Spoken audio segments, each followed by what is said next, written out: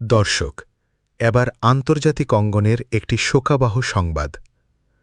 লেবাননের দক্ষিণাঞ্চলে ইসরায়েলের ড্রোন হামলায় ২ বাংলাদেশি কর্মী নিহত হয়েছেন।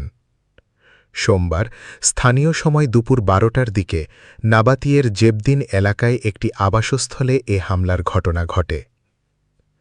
নিহতরা হলেন সাতক্ষীরা সদর উপজেলার ভালুকা চাঁদপুর গ্রামের শফিকুল ইসলাম এবং আশাশুনি উপজেলার কাদাকাটি গ্রামের নাহিদুল ইসলাম। তারা দুজনেই জীবিকার তাগিদে লেবাননে কর্মরত ছিলেন।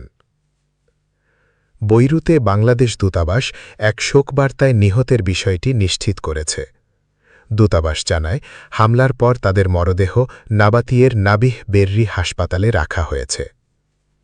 একই সঙ্গে নিহতদের শোকসন্তপ্ত পরিবারগুলোর প্রতি গভীর সমবেদনা জানিয়েছে দূতাবাস। এর আগে গত ৮ এপ্রিল বৈরুতে ইসরায়েলি বিমান হামলায় বাংলাদেশি নারী শ্রমিক দীপালি বেগম নিহত হবার ঘটনাও উদ্বেগ বাড়িয়েছিল। মধ্যপ্রাচ্যের চলমান সংঘাতের মধ্যে প্রবাসী বাংলাদেশিদের নিরাপত্তা নিয়ে নতুন করে উৎকণ্ঠা তৈরি হয়েছে।